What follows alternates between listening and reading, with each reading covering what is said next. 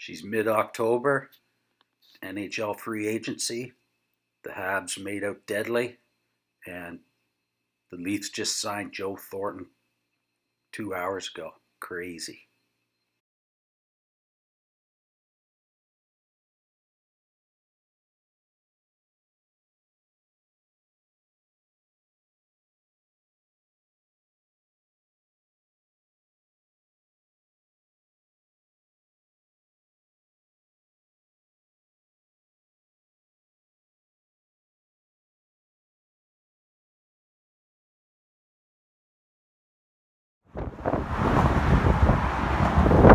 Well, my weekend shift got canceled. There's a glitch in the whole operation, so checking out the scenery. I mean, it's a hot spot. There's like 14 million new cases a day in this area for the virus, so I'm walking across the Quebec Bridge. Check her out. St. Lawrence River right there, baby. Still some people out there in their sailboats and stuff. Right on.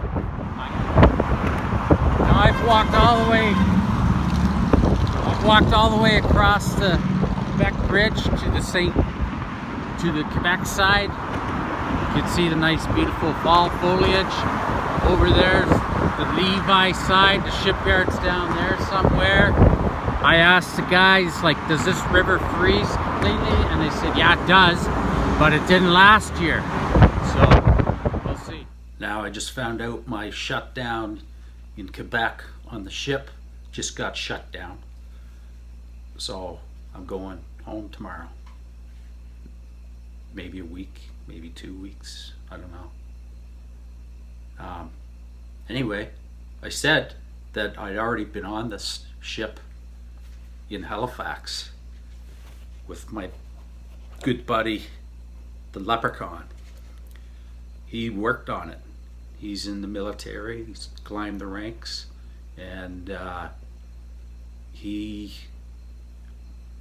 took us on a couple times. One time I think was his part of his stag, and it's cheap, like a shot is 25 cents, like a beer is a dime. So you get all primed up, boys on the ship. So I haven't even been on the ship here at port in Quebec because there's a glitch. Now, the Leprechaun was from Halifax area, and he moved to St.John with the boys, Robbie and Maz, and they ran Cleve Sporting Goods.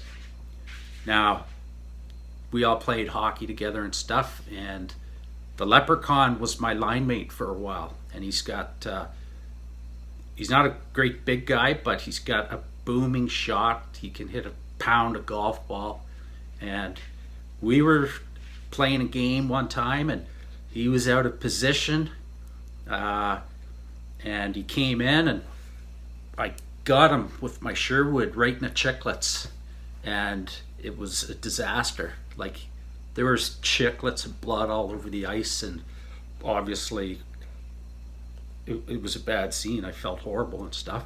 So anyway, he goes to the hospital for emergency work done, and we come back in after the first period into the room, and it was very bizarre. There was this container of chocolate milk sitting in my stall, and the Leprechaun and I sat side by side, and I was pissed off because we just gave up a late goal. I think we were down, and I took that chocolate milk and I just drifted it off the wall, like, get out of my face. And we had a young stick boy, and he looked petrified, and I'm like, what? It's no big deal, settle down. He's like, no. I put all his teeth in that chocolate milk, like milk's supposed to preserve them. So fragments of chiclets and chocolate milk were all over the wall. Anyway, of course we go to the tavern after the game, and the Leprechaun meets us there, and he's buying and stuff, and it's like, wow, I felt bad. Like, anyway, we did a tilt the next night, and we play the first period, and Doyle's playing the Leprechaun, and he didn't have a face mask on or anything like that. He's out there playing. And then he had some discomfort in his mouth, and he's feeling around, and there's a piece of bone sticking right in here at this front one. And he's like, get the pliers.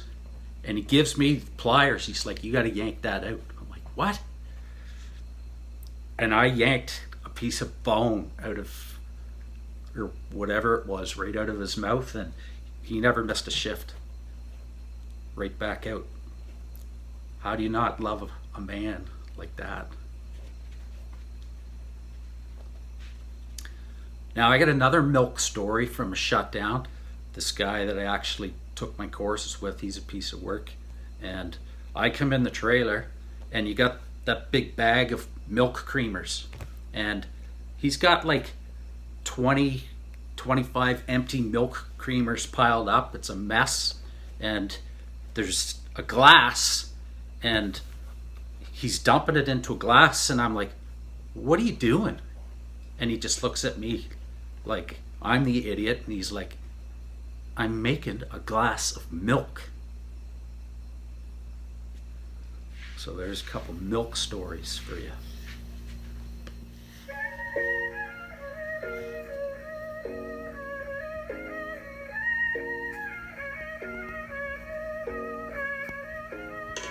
Elle sourit pour les miroirs et les lentilles.